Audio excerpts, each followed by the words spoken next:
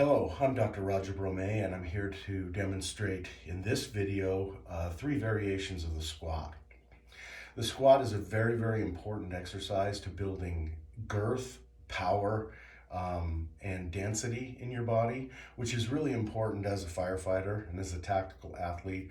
There's so many times where I've had an impact uh, based on a fall or based on a collapse or some other sort of impact where the size of my body, the thickness of my muscle and bone really saved me from being injured a lot worse than I would have been. The other thing we'll do in this course is talk about tendon and ligament strength. That's very important because a lot of firefighter injuries are just slip and fall, turned ankles, things like that. And because of weakness within the joint, we end up having those minor injuries that will put us on light duty or maybe even send us home. Before I get started, I want to talk about some of the safety equipment I use for squatting. One of the things I started wearing a mouthpiece. This is a new age mouthpiece. Brian Shaw, World's Strongest Man, is one of the pro athletes sponsored by New Age.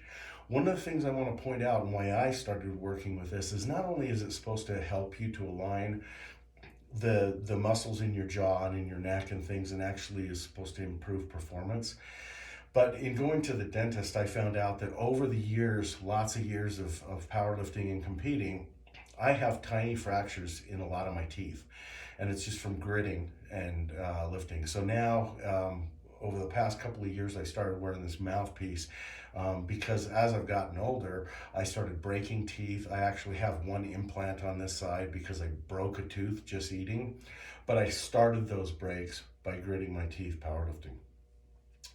The second piece of equipment is a power cage.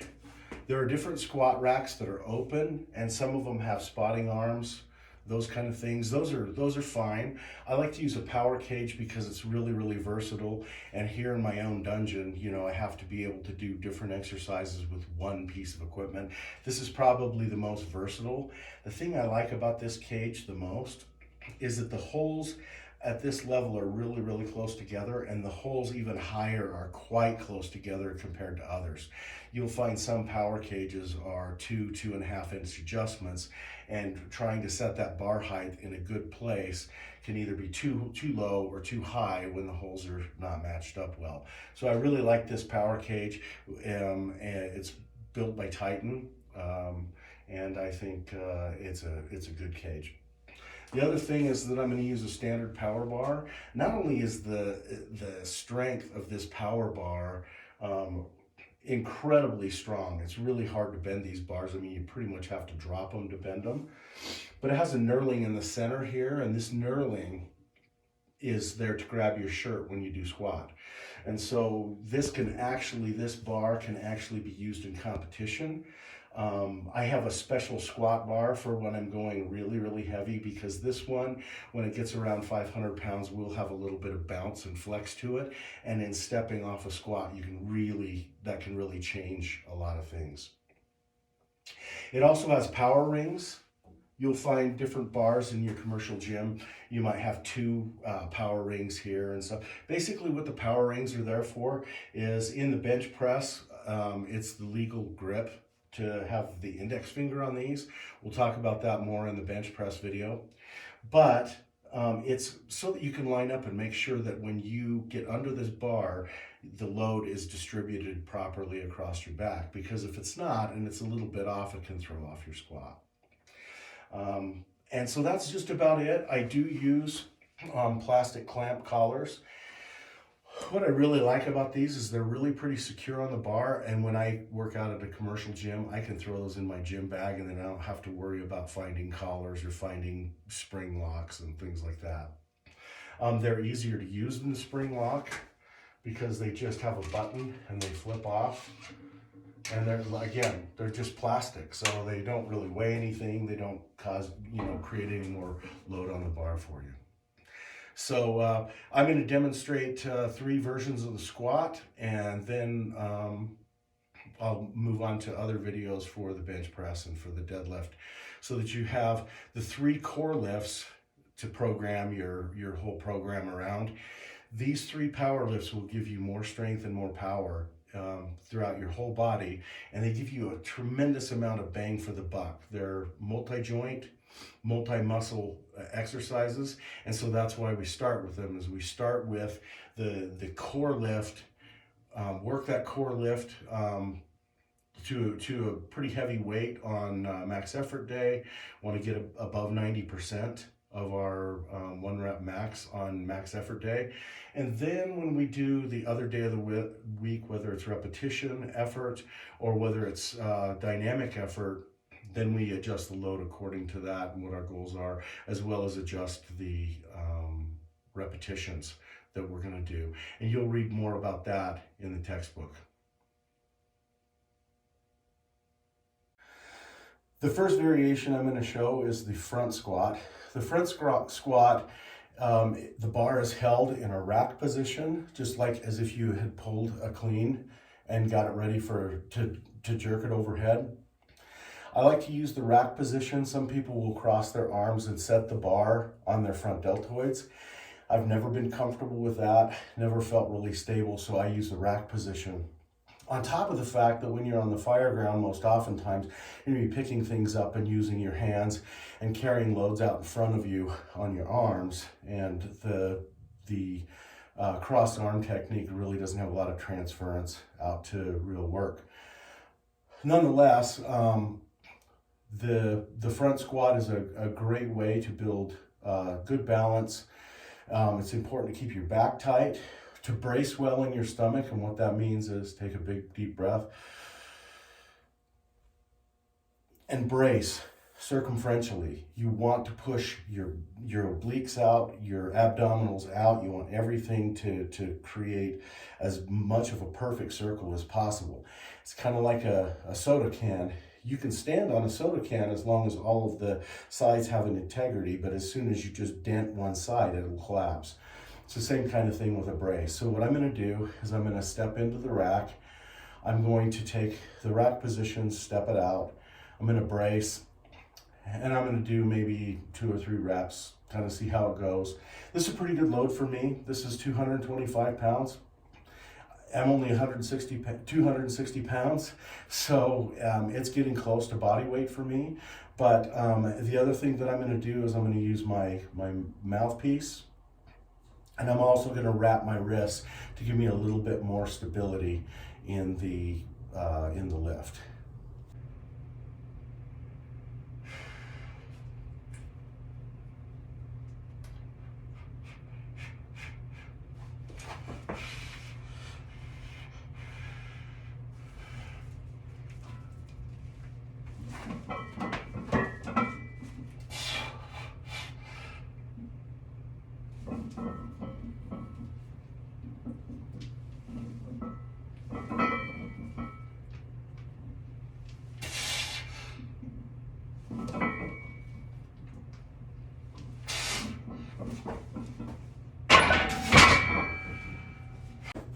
The next variation of the squat that I'm going to demonstrate is I'm going to put it on the back of my shoulder girdle. Bar placement on this is really, really important. A lot of times people will squat with the bar really, really high up on their neck. You don't want that bar up around C7, which is the little bony prominence in the back of your neck there. You can feel where C7 is, because you got that little bone right there. You're gonna wanna put it below that. Now, if I stand this way and I put my arms back like this, what you'll find is that I have a little shelf right across the top of my deltoids. And what I'm gonna do is I'm gonna set the bar, I'm gonna get under it, and I'm gonna set that bar right on top of my, my rear deltoids. So it's going to be just below that bony prominence, and it's going to be right there on that shelf that I've made with my rear deltoids. I'm going to lift the bar up. I'm going to step it off maybe 2 or 3 steps, get into a good squat stance. I'll probably use a little bit deeper or wider squat stance on this. I'll take the bar down for a few reps, and then I'll rack it. Added safety equipment. I'm going to use my mouthpiece again, but I'm also going to use this belt. This is a powerlifting belt. It's got a lever. These are a little bit more expensive than the ones that just have prongs, but once you get it set, it's very easy just to get on and off. And that's why we use it in competition. It's easier once you get done with your lift and you're done with it, you can snap it off and let your body relax again. I would encourage you to get a good power belt that's 4 inches all the way around. The bodybuilder belts that narrow are for Olympic lifting and bodybuilding. They narrow in the front so that you can bend deeper. These will actually give you more abdominal support. A belt is not a crutch. It's gonna give you more stability when you lift, but the biggest purpose for it is so that you can brace against it and you can feel that tension circumferentially around, and you'll know you have a good brace for the squat. So I'm going to demonstrate the back squat, put the bar up on my rear deltoids, lift it, step it back, get in good position, take it down for some reps, and then I will rack it.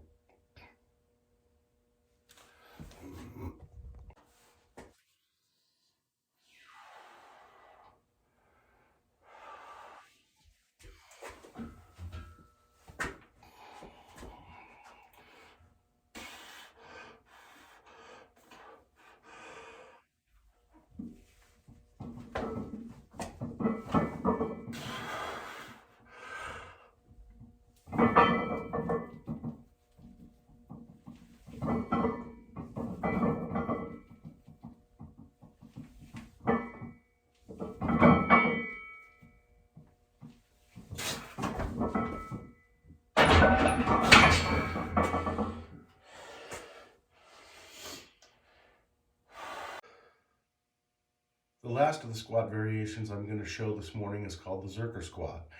Some people pronounce it Zercher squat, but this variation is a lot like the front squat. I actually like it better than the front squat, so I end up using it more often. But what you need for the Zercher squat is I put a pad around the bar. You can use a towel if you'd like, because what you're going to do is you're going to hold the bar in the crux of your elbows and hold it like this.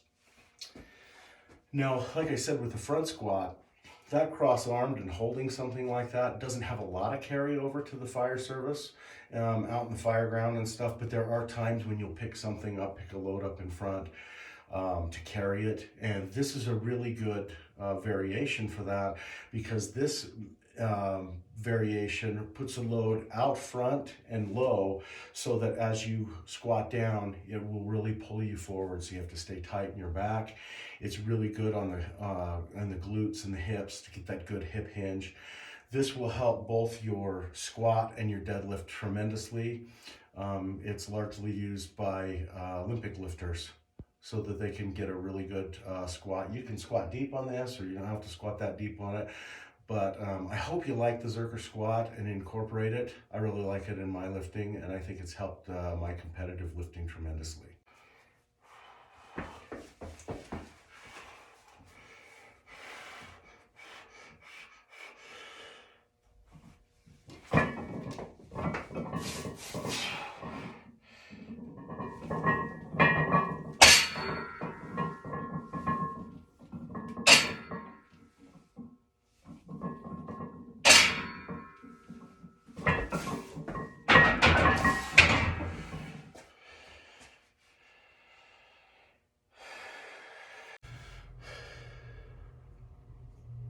Just as a final wrap up, squat is going to be one of the best lifts that you do. It's the most taxing. You'll find on leg days when you do squats, especially a lot of heavy squats, your appetite's going to be stronger. You're going to need more calories those days. But in order to build the kind of leg power and hip power and trunk power that you need to be able to carry equipment and turn and throw ladders and do all those things safely, you want to build these muscles as thick and as strong as you can get them, primarily because what you're building in the weight room is capacity. So keep this in mind throughout the whole class. The point is not for you to be able to pick up and carry 200, 300, 400 pounds. The point is that if you can come in here and you can squat 1.5 to 2 times your body weight, you've built a force capacity on your body and a strength capacity on your body that makes it so that you can minimize injuries. Injury minimization is very, very important. Not only because some injuries could medically retire you, but the others can become bothersome. I've got injuries over the years that just now through accidents and things that have create problems for me on a regular basis. And so I continue to work in the gym. I also work with some physical therapists, work on mobility. Mobility is a very important part of training, physical training. But also what the squat will do for you mentally as far as just building mental toughness is vital. We know that the things that contribute to post-traumatic growth and guard against post-traumatic stress disorder is mind, body, and spirit strength.